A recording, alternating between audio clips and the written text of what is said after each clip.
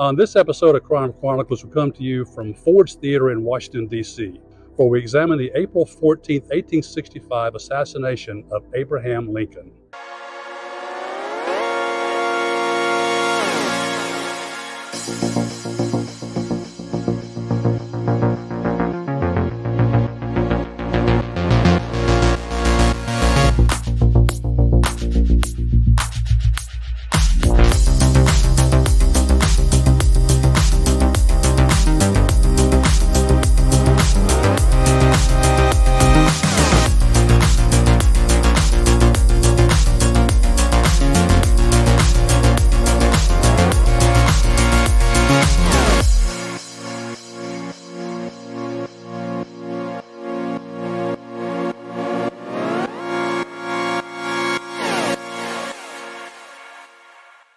On April 14, 1865, at Ford's Theater in Washington, D.C., President Abraham Lincoln and his wife Mary were watching a comedy called Our American Cousin. At around 10:10 p.m., an actor named John Wilkes Booth entered the presidential box and shot Lincoln in the back of the head. Lincoln died the following morning. The assassination of Abraham Lincoln was a sad capstone to the darkest period of U.S. history, the Civil War. Abraham Lincoln was the third president to die in office and the first to be assassinated. Americans considered it inconceivable that a democratically elected president would be assassinated, even in wartime. Lincoln's murder provides a window into the Civil War and is a study of one of the world's most unlikely and intriguing assassins. Abraham Lincoln was born on February 12, 1809, in Hardin County, Kentucky, one of three children born to Thomas and Nancy Hanks Lincoln. Most of Abe's childhood was spent in Indiana, but he eventually settled in Illinois. Like most other frontier families, the Lincolns struggled to survive, and Lincoln was mostly self-taught. Abe Lincoln worked at several jobs: flatboat pilot, store clerk, store owner, land surveyor, and postmaster. He also served as an officer in the Illinois militia. His service during the Black Hawk War was brief, only a few months in 1832, but it would prepare him for his job as commander-in-chief during the Civil War 30 years later. Lincoln was tall for his era and still ranks as the tallest president in U.S. history, about 6'5". Some medical historians believe that Lincoln had Marfan syndrome, which would account for his long arms and large hands but small feet. Lincoln won people over with a dry and self-deprecating wit, even about his unprepossessing looks.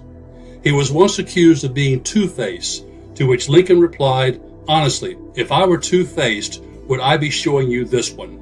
Lincoln found his greatest success as a lawyer in Springfield, the Illinois state capital. He ran on the Whig ticket for the Illinois legislature in 1832 and finished 8th. Lincoln won in 1834 and served 4 terms in the Illinois legislature. In 1846, he was elected to the U.S. Congress. He served 1 term before returning to Illinois in his law practice. In October of 1854, in Peoria, Illinois, he denounced slavery and the idea of popular sovereignty that would allow states and territories to vote on whether slavery should be allowed. In June 1858, the newly created Republican Party tagged Lincoln as a candidate to oppose incumbent Democrat Stephen Douglas in the U.S. Senate race. Accepting the nomination, Lincoln stated, "A house divided against itself cannot stand." It was a biblical reference to Matthew's Gospel and referred to slavery. Many in the non-slavery state of Illinois, including some of his fellow anti-slavery Republicans, thought it too inflammatory. The debates between Lincoln and Douglas are the stuff of political legend. Douglas used Lincoln's House Divided speech against him, claiming it was too radical. The Illinois legislature had selected Stephen Douglas to serve in the U.S. Senate, but many Republicans agreed with Lincoln's so-called radical stance and thought him presidential timber for the 1860 election. Abraham Lincoln abhorred slavery, having witnessed slave auctions along the Mississippi River, but he was more concerned about keeping the Union intact. During one of his debates with Douglas, he said, "I am not, nor ever have been, in favor of bringing about in any way the social and political equality of the white and black races." As late as August 1862, over a year into his presidency, Lincoln stated, "If I could save the Union without freeing any slaves, I would do it. And if I could save it by freeing all the slaves, I would do it. And if I could save it by freeing some and leaving others alone, I would also do that."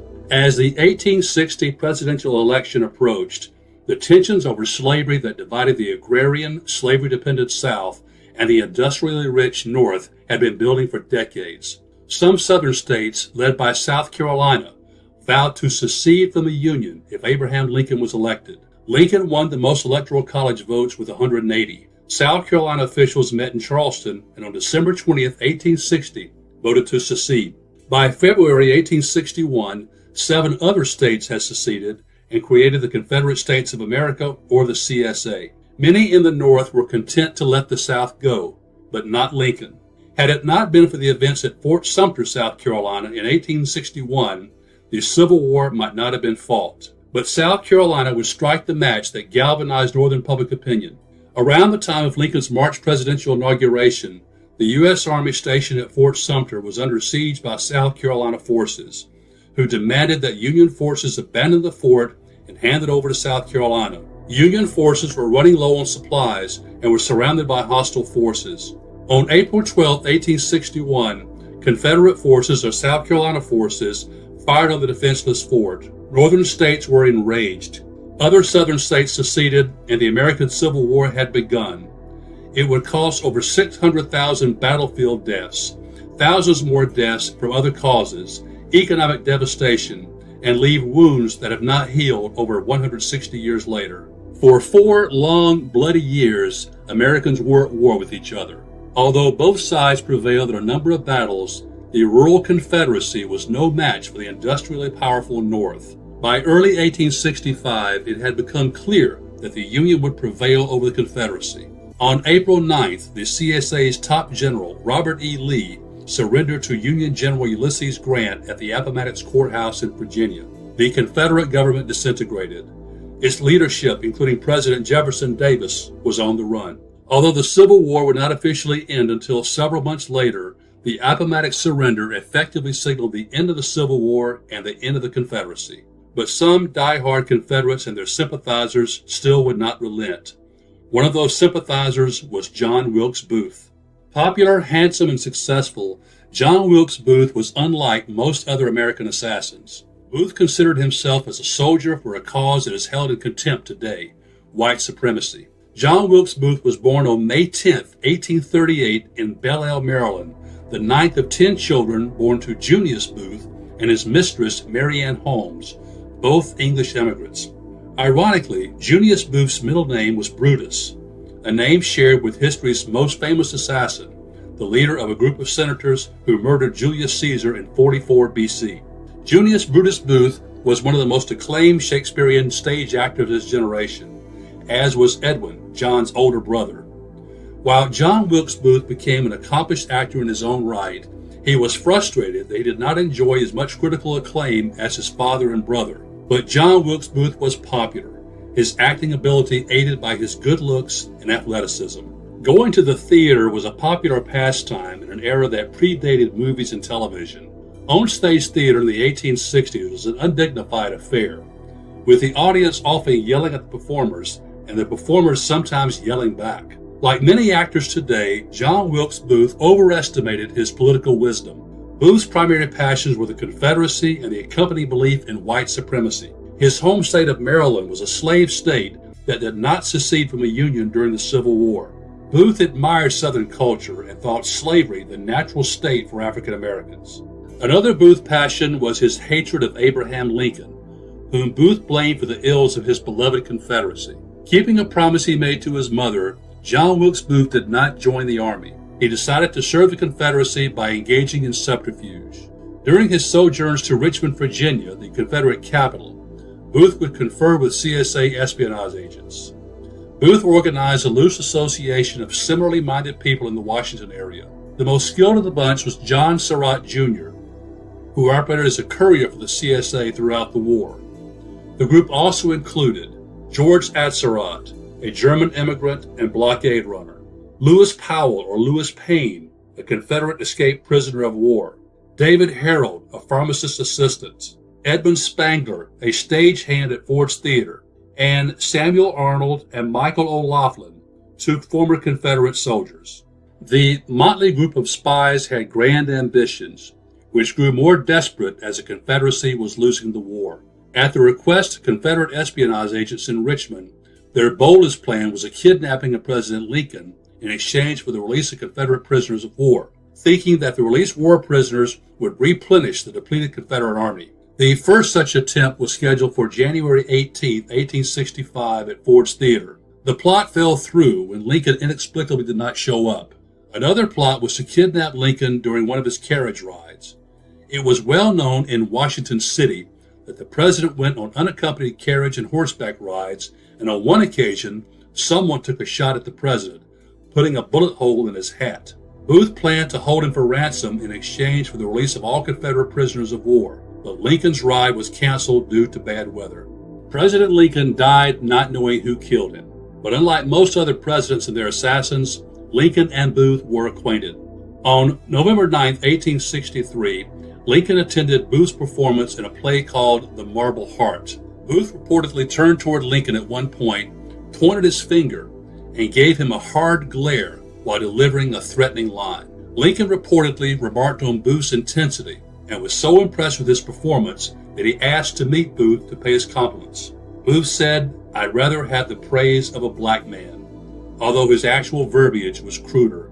John Wilkes Booth attended Lincoln's second inauguration on March 4, 1865. Booth later expressed regret for not shooting Lincoln at the inauguration, even though Lincoln seemed to be offering an olive branch toward the soon-to-be defeated South by saying, "With malice toward none, with charity for all, let us bind up the nation's wounds." For Booth, the final straw came on April 11th. Booth and Lewis Powell stood in front of the White House watching President Lincoln deliver a speech from a White House window. Lincoln stated, "It is also unsatisfactory to some that the elective franchise, meaning the right to vote, is not given to the colored man. I would myself prefer that it were conferred on the very intelligent and on those who served our cause as soldiers." This enraged Booth, who urged Lewis Powell to shoot Lincoln on the spot. Powell knew there was no chance of avoiding capture. As they left, Booth correctly predicted, "That is the last speech he will ever make." Well, I don't know if you can read the plaque behind me, but it says Surratt Boarding House. Now, this was a house that was owned by Mary Surratt. This is where John Wilkes Booth and other Confederate spies would meet together periodically and hatch plots against the Union. It is also the last meeting place that they met before the assassination of Abraham Lincoln. It's about 8:45 p.m. on April 14th, and that's where the plan took shape. The assassination would take place about an hour and 15 minutes later. We're here at a place called Wok and Roll, W-O-K and Roll. I would love to have been a fly on the wall when the name of this restaurant was pitched, as that idea was pitched. Well, we're here because this was the place where John Wilkes Booth and his Confederates, no pun intended, hatched various espionage plots and also solidified their plans to assassinate President Abraham Lincoln. Because in the 1860s, this was not Chinatown in Washington, D.C. This was a Surratt boarding house. And it was here that they would meet periodically and make these plots.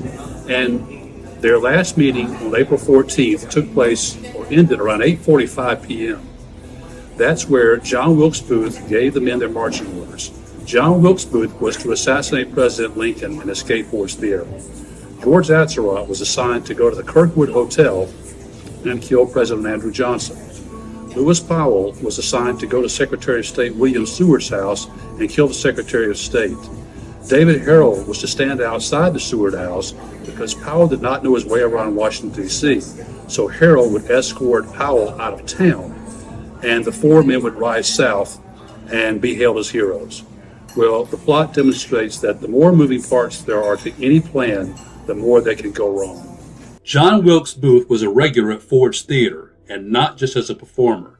He received his mail there. On the morning of April 14, 1865, Good Friday, Booth went to Ford's Theater to get his mail. He was told that President and Mrs. Lincoln would be attending the theater that night, along with General and future President and Mrs. Ulysses Grant, to watch a comedy called Our American Cousin, written by English playwright named Tom Taylor. He hatched his assassination plot that afternoon. Booth linked up with David Harrell, Lewis Powell, and George Atzerodt with a last-minute plan to decapitate the U.S. government by killing its three top leaders. The line of succession to the presidency was different in 1865 than it is today. Since 1967, the line of succession has been the Vice President, Speaker of the House of Representatives, President Tempore of the Senate, and then the cabinet members in order of the time the cabinet position was created, starting with Secretary of State. But in 1865, the Secretary of State was next in order of succession after the Vice President. The conspirators' final meeting came around 8:45 p.m. at the Surratt boarding house, just a few blocks from Ford's Theater. The plot was set for execution around 10 p.m., with all participants striking at the same time. John Wilkes Booth would kill President Lincoln at Ford's Theater, exit the theater, mount his horse in the alley, and make his way out of Washington City. Edmund Spangler would arrange to have someone tend Booth's horse, but Spangler did not know of the assassination plot. George Atzerodt would go to the Kirkwood House on Pennsylvania Avenue and kill Vice President Andrew Johnson in his room. Lewis Powell would go to the home of Secretary of State William Seward at Lafayette Square. It was public knowledge that Secretary Seward was bedridden, recovering from a carriage accident. Powell was to kill Secretary Seward, but Powell was not familiar with Washington and would need help escaping. David Harrell would stand outside Seward's house and wait for him.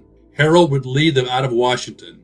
All four would escape to the South and be hailed as heroes. George Atzerodt was ill-equipped for his cold-blooded task of murdering Vice President Johnson. He expressed his reluctance to Booth, who in turn told the alcoholic Atzerodt that his prior knowledge of the event made him an accessory before the fact. He should suffer for something he had done rather than suffer for doing nothing. Atzerodt entered a room at the Kirkwood House and asked the staff about the vice president's comings and goings. But seeing the soldiers of the Kirkwood House, Atzerodt got drunk, lost his nerve, and left, throwing his knife away in view of an alert bystander who reported it the next day. Around the same time, Lewis Powell and David Harrell arrived at Lafayette Square at the home of Secretary of State William Seward. Powell carried a package in his hand and knocked on the front door. An African-American butler named William Bell answered the door. Powell stated that he had been sent to deliver medicine to the secretary and that it had to be delivered in person. Bell doubted Powell, so Powell forced his way in and went towards Seward's upstairs bedroom. He met Seward's son Frederick and repeated his story about being sent to deliver medicine. Frederick Seward did not believe Powell and blocked his entrance to his secretary's bedroom. Powell aimed his gun at Frederick's head, but it misfired. He pistol-whipped the younger Mr. Seward, prompting William Bell to flee the house screaming murder and running for help. Powell forced his way past William Seward's daughter and fought the male nurse who blocked his path. Powell stabbed the Secretary of State repeatedly, all the while yelling, "I am mad," before fleeing.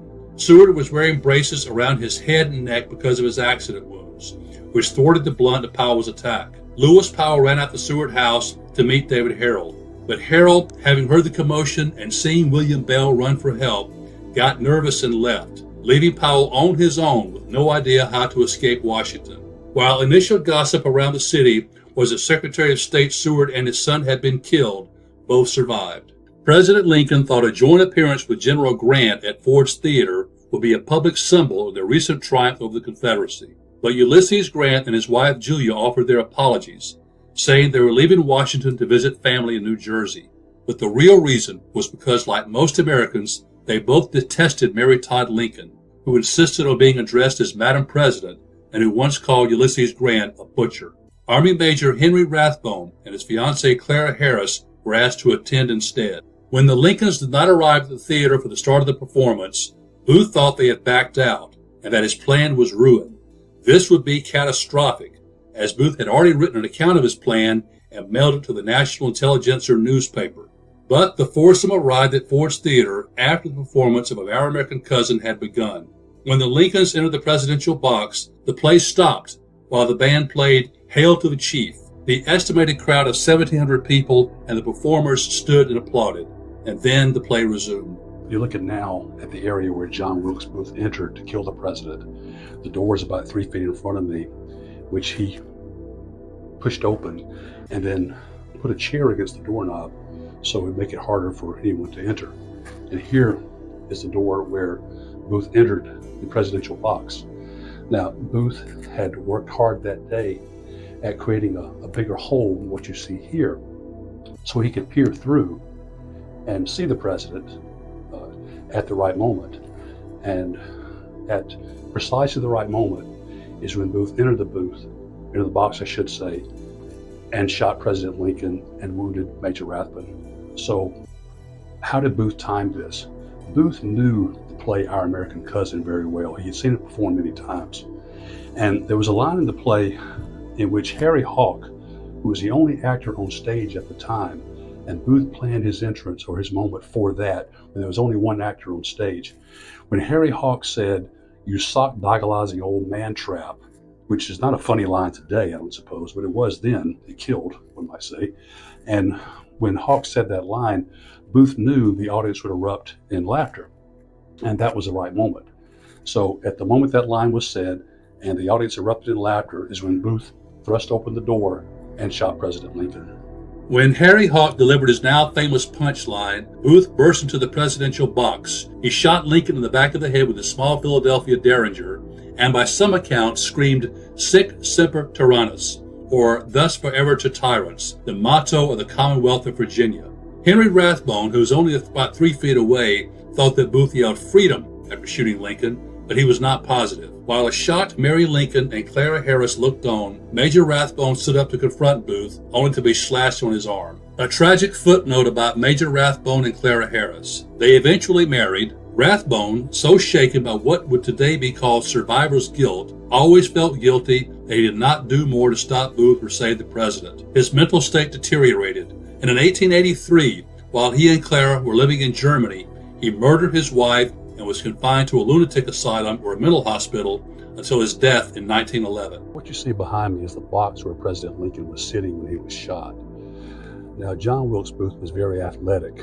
He was known for his athleticism on stage, and he thought he could make that long jump, as you can see here, from the presidential box to the stage with no problem. What he did not count on, though, was getting his leg or his boot caught in the bunting below the box and breaking his leg in the fall. Booth, probably thwarted by Major Rathbone, leapt to the stage, about a 12-foot drop, breaking his leg in the process. Although badly injured and now running on adrenaline, Booth rose and limped off stage while, according to some sources, screamed, "I killed the president and the South is avenged." Given the pandemonium, no one is sure what Booth said. Despite his broken leg, John Wilkes Booth ran from Ford's Theater, pushed aside the attendant hired by Edwin Spangler to hold his horse, mounted, and began making his way out of Washington. The city gates were sealed at night by soldiers, but Booth and David Harold separately talked the attending soldiers into letting them pass, as the soldiers were unaware of the attacks. Lewis Powell and George Atzerodt remained in Washington. The two doctors who worked on President Lincoln over at Ford's Theater thought he would not survive the bumpy road to the White House. So they asked if there was a bed nearby. And so the Peterson boarding house, where I'm standing now, is directly across the street from Ford's Theater. He was taken to the Peterson house, where he spent the night and died the following morning. Ironically, John Wilkes Booth also once spent a night at this boarding house. As a mortally wounded Abraham Lincoln lay on the floor of Ford's Theater, the first doctor to attend was Charles Leal, a 23-year-old Army physician who was soon assisted by Dr. Charles Taft. Some suggested that the president be taken to the White House, but Leal and Taft believed that Lincoln would not survive the trip over the rough streets. Several men took the president across the street to the Peterson boarding house. One of the tenants happened to be away, so Lincoln was taken to his room. I know the lighting's not very good here because of this glass behind me, but we're just trying to show you the exact place where President Lincoln did pass away. Now, this is not the bed where he slept on that night of that morning, but what I want to show you is what is significant, although you really can't appreciate it from the camera's viewpoint, you can if you're here. The bed is very short because American men were, and women too for that matter, were shorter in 1865 than they are now, at least on average. And you may see artistic depictions of President Lincoln on his deathbed. Those are inaccurate because they had the president lying vertically. President Lincoln is still on record as of this time as being our tallest ever U.S. president. He was around 6'4", 6'5". He was so tall for the beds of that period that he had to be laid diagonally in order for his feet not to hang off the bed. Secretary of War Edwin Stanton arrived and took command of the investigation. The identity of Lincoln's killer was no mystery. John Wilkes Booth was well known in Washington, and he had committed the murder in front of over 1,700 people. On top of that, John Wilkes Booth was one of the most photographed men of his time. so it would be no problem distributing wanted posters giving Booth's description and name. The remaining questions were who else was involved and where Booth was hiding. At the Peterson boarding house, it soon became apparent that Lincoln would not survive. The bullet was lodged in his brain near his eye. Abraham Lincoln died at 7:21 a.m. on April 15th. Secretary Stanton reportedly said, "Now he belongs to the ages." The hunt for Lincoln's killers was on. What about presidential protection? Now, the Secret Service was created during the Civil War by President Lincoln, but its primary task was to combat counterfeiting, which was a huge problem during the Civil War. Guarding the president was nowhere on their radar, or anyone else's radar for that matter. Sometimes the Washington Police Department would assign an officer to assist President Lincoln, but President Lincoln usually told the officer to go away. Well, that night, a DC police officer named John Parker, was assigned to guard the president. The president, according to Parker later on, he claimed that President Lincoln dismissed him from duty, and he probably was right. Parker, in fact, went next door to drink, on duty, mind you, because he was quite a drinker. And ironically, or coincidentally, John Wilkes Booth was drinking in the same bar with Officer Parker. Now, word reached Booth that President Lincoln had indeed arrived at the theater, so he left the bar, comes back to the presidential box here, and shoots President Lincoln. John Parker had also returned to the theater, but he had not returned to the area where President Lincoln was sitting. And so, while Mary Lincoln never forgave John Parker for his dereliction of duty, he was not even disciplined, let alone fired or prosecuted for failure to protect President Lincoln, because this was something that never happened before. This was the first time a president had actually been assassinated. While John Wilkes Booth was leading his pursuers on a manhunt that would last 12 days, Army investigators and police officers searched for other conspirators. Authorities descended upon the Surratt boarding house, being told by Edmund Spangler that he had met Booth there several times. A couple of days after the assassination, military authorities who were conducting the investigation got word of who some of the assassins were, some of the plotters were. They knew who John Wilkes Booth was. Well, Lewis Powell did not know his way out of Washington, D.C., and was stuck and did not know where to go. So, naturally, he returned to the one place where he would be found. Lewis Powell walks into the house, the Surratt boarding house, while Mary Surratt is being questioned and eventually arrested, and he is arrested by soldiers himself. After killing President Lincoln and fleeing Ford's Theater, Booth left Washington on horseback and met David Harold. The two men traveled to Surrattsville, Maryland, to the home of Mary Surratt. Well, John Wilkes Booth left Ford's Theater, the back of Ford's Theater actually, on a horse that had been arranged for him by a Ford employee, Edmund Spangler. Well, what next? Booth's escape story, or the hunt for John Wilkes Booth, has become almost as big a story as the assassination of President Lincoln itself. His first stop that night after leaving Washington, D.C. was where I am now. It is Clinton, Maryland. At the time, it was called Surrattsville, Maryland, after the Surratt family. And that plays a part here.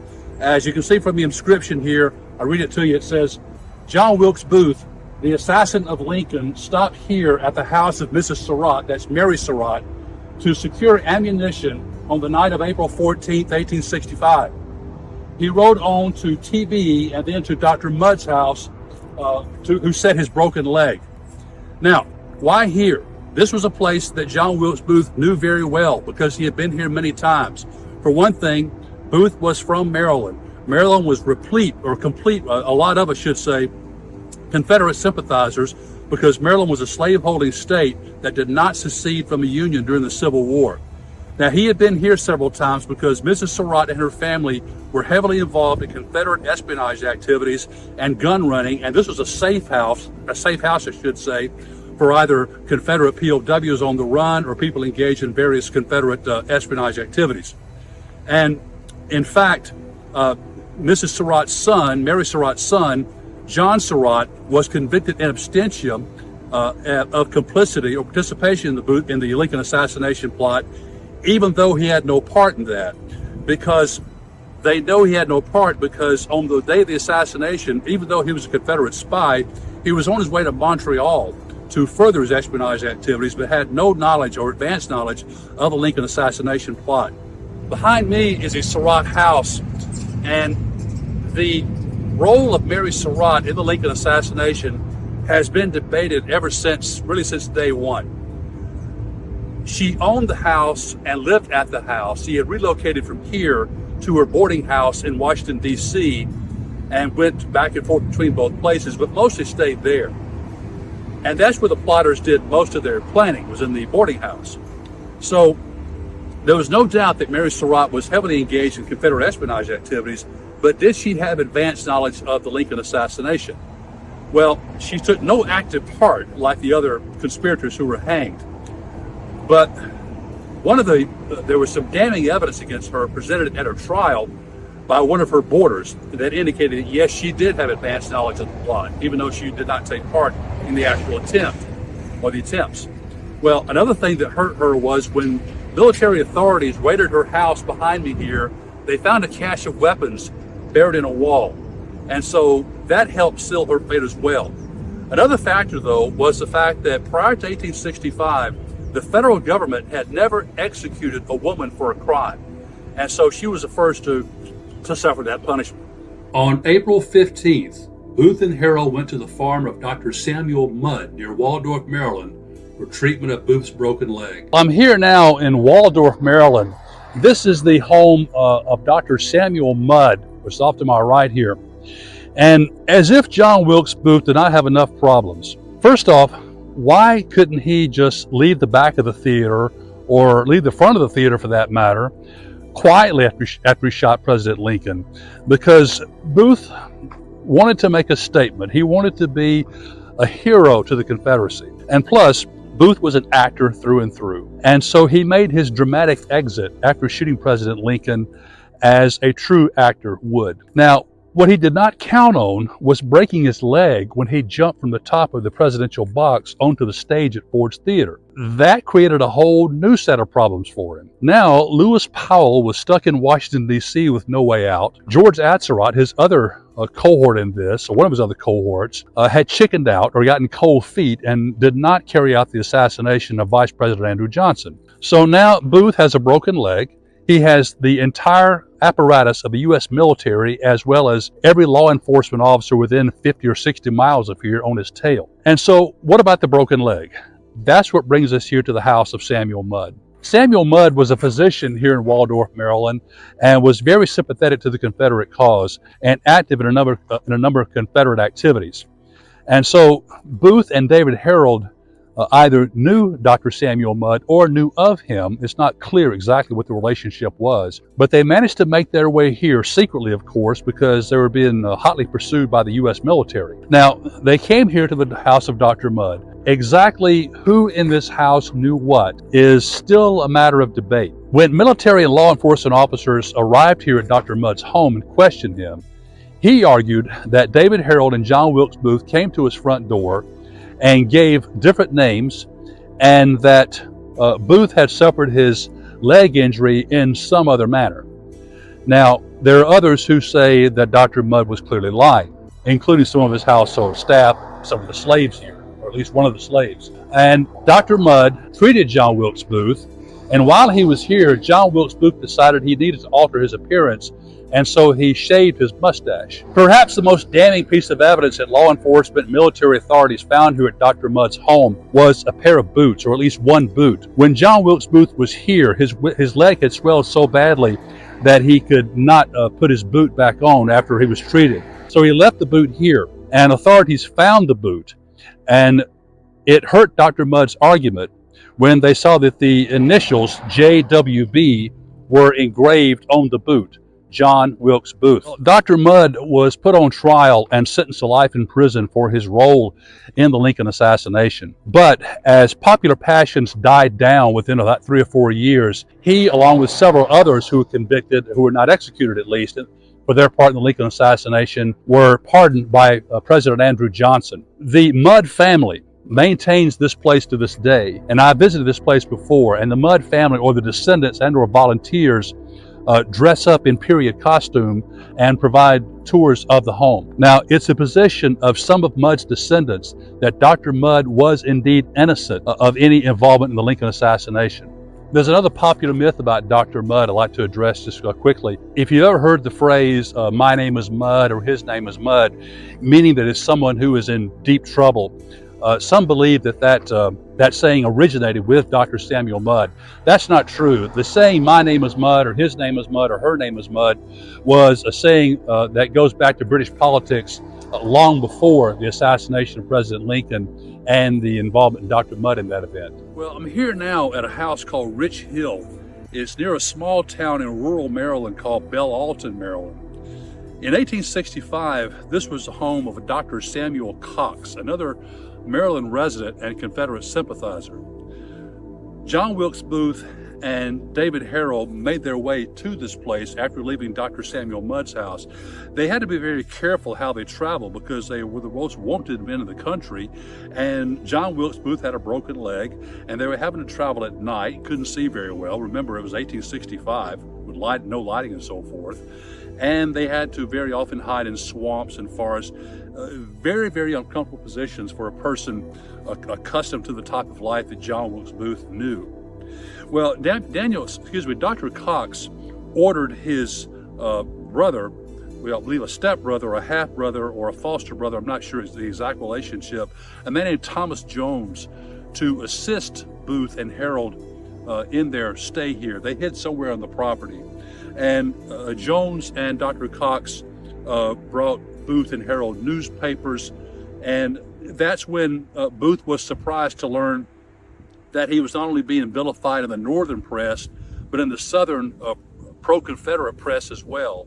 It was one thing for a man to kill a person for honorable reasons, but something else to cold-bloodedly walk up behind a man and shoot him in the back of the head, unarmed at that, while sitting beside his wife at the theater. On April 17th, Thomas Jones brought provisions and newspapers to Booth and Harold and suggested they stay put, as reports of nearby Union soldiers were heard. On April 18th, Booth and Harold were again told to stay put by Jones. Jones killed their horses because they were making too much noise and might betray their hiding place. 16 years later, Thomas Jones publicly admitted aiding Booth and Harold. On April 19th, Booth and Harold remained at the same location. Again, here in rural Maryland, just down the road from Dr. Samuel Cox's house. It's in this area here, although it's pretty clear now. And of course, the topography has changed, and so is the population here. But this is the area where John Wilkes Booth and David Harold were hanging out.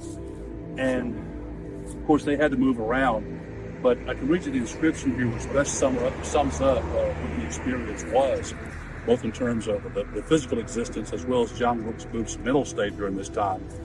It says, after assassinating President Abraham Lincoln on April 14th, Booth and David Harold fled Washington to southern Maryland, which is a hotbed of Confederate sympathizers, including Dr. Cox. Leave Dr. Mudd's house, Liontown. They go here to Dr. Samuel Cox's house. So Dr. Cox and Thomas Jones were trying to help Booth and Harold get across the Potomac River into Virginia. And remember, there was no GPS in those days, or MapQuest or things of that nature, and having to travel at night, and Booth was broken legs, so it wasn't an easy journey, even though it was close by. Well, and that's when Booth learned the news of the newspapers turning against him, both north and south. And he, very vain man in a lot of ways, John Wilkes Booth. After all, he was an actor as part of he went with the territory, occupational hazard, one might suppose. But he also kept a diary, and some of the diary was preserved or found. And he writes in his diary about Abraham Lincoln, our country, and that's about the Confederacy now, is his country. Our country owed all her troubles to him, and God simply made me the instrument of his punishment. On April 20th, Thomas Jones saw an opportunity, this is not part of the diary now, Thomas Jones saw an opportunity to get his charges across the Potomac River. After dusk, he led them southwest past his own home near Dent's Meadow and down the river.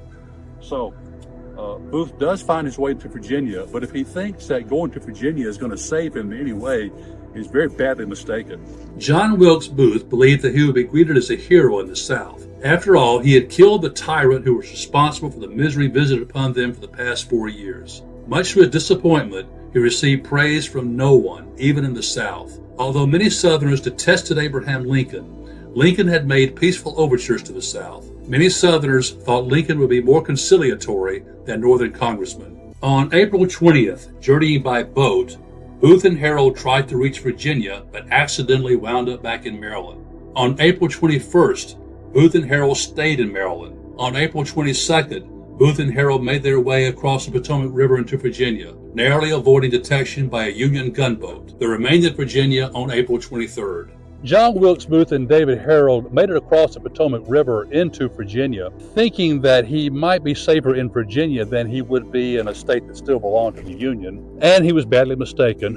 One of many miscalculations he made in the assassination of President Lincoln. They made their way here to Port Royal, Virginia. And that's when they went to the farm of a man named Richard Garrett. On April 24th, Booth and Harold arrived at the farm of Richard Garrett. They told Garrett they were wounded Confederate soldiers. A suspicious Garrett allowed them to bed down in his barn, where they stayed on April 25th. But David Harold had made the mistake of being seen in town. On April 26th, around 2:30 a.m., accompanied by detectives, soldiers of the 16th New York Cavalry received a tip that Booth and Harold were at the Garrett farm. This is not a very safe venue to do an in-depth presentation, but I'm going to read you, you see the plaque that marks the spot where John Wilkes Booth, approximate spot where he was killed.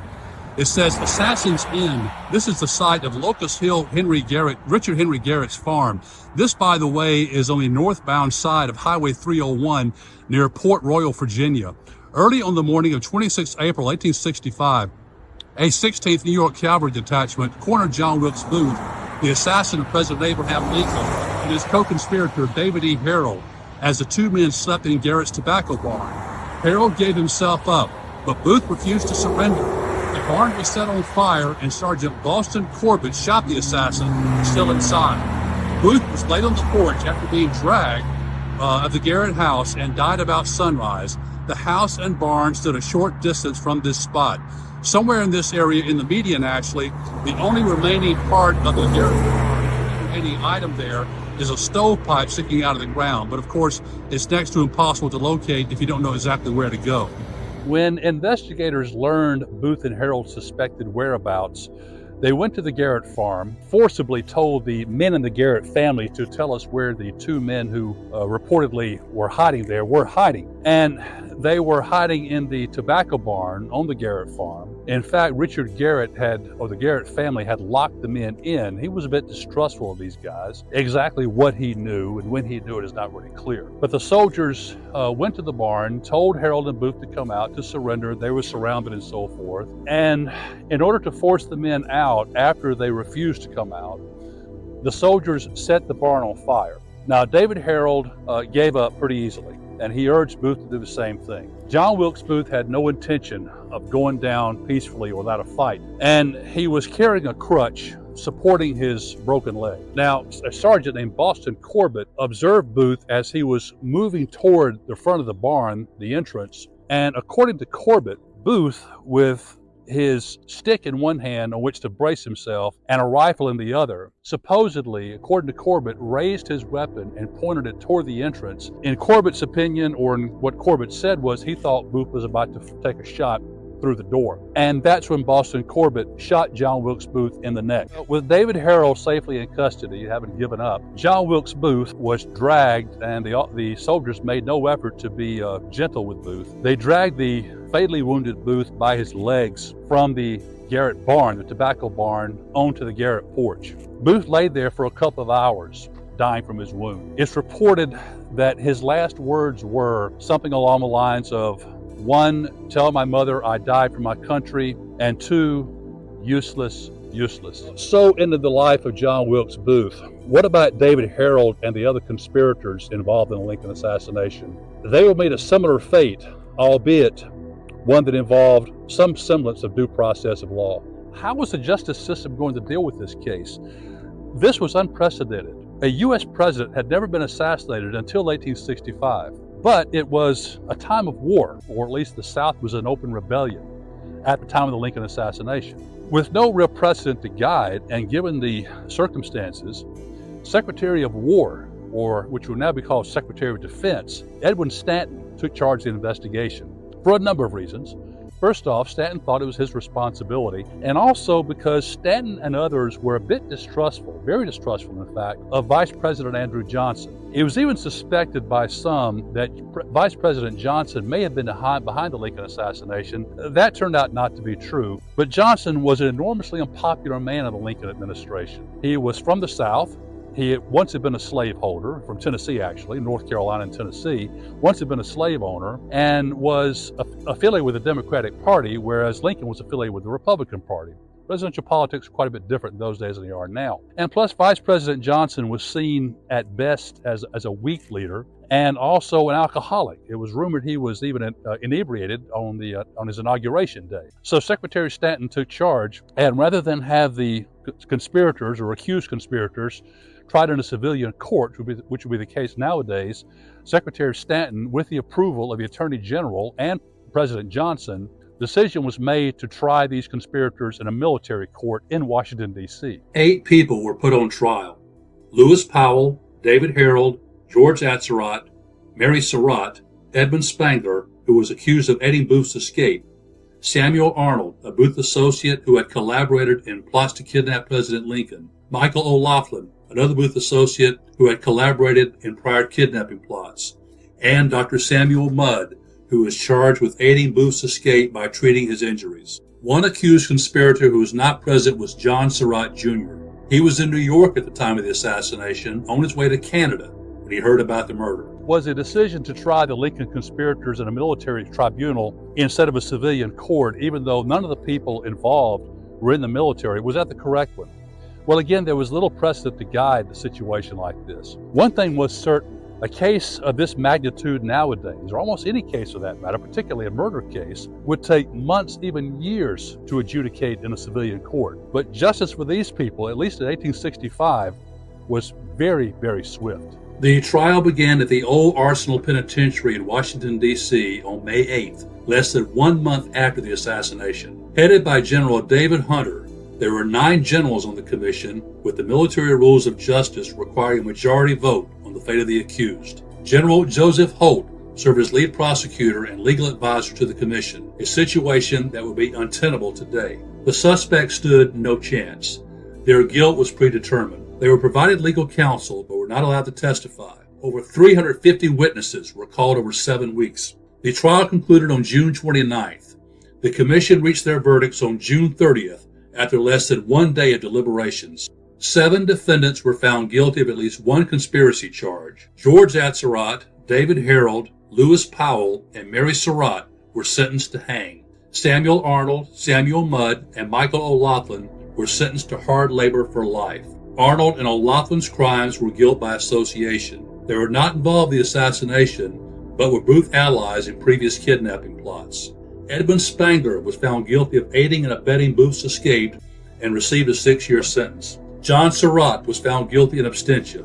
President Andrew Johnson upheld all the sentences and refused to invoke his executive power of commutation or clemency. Had authorities allowed time for preparation and calming of passions, the trial's outcome may have been different. On July 7, 1865, Atzerodt, Harold, Powell, and Mary Surratt were hanged outside the building where they were tried. Within 84 days, the accused had been arrested, tried, convicted, sentenced, and executed. John Surratt was in Canada during his trial and during his mother's execution. He was eventually arrested in Egypt and extradited to the United States. But by 1867, passions had cooled. John Surratt was tried in Maryland before a civilian court, and some of the federal charges against him had expired because of statute of limitations. A hung jury was the result. Surratt was released and not retried. President Andrew Johnson became embroiled in battles with Congress and with his cabinet, especially Edwin Stanton, which ultimately led to him being the first president to be impeached by Congress.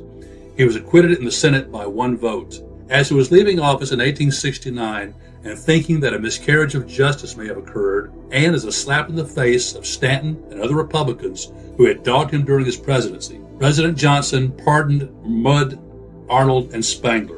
Michael O'Laughlin had died in prison in 1867. Had Abraham Lincoln lived, who can predict how the country may have been different? Lincoln was as determined to forgive the South as some in his cabinet and congressional Republicans were to punish.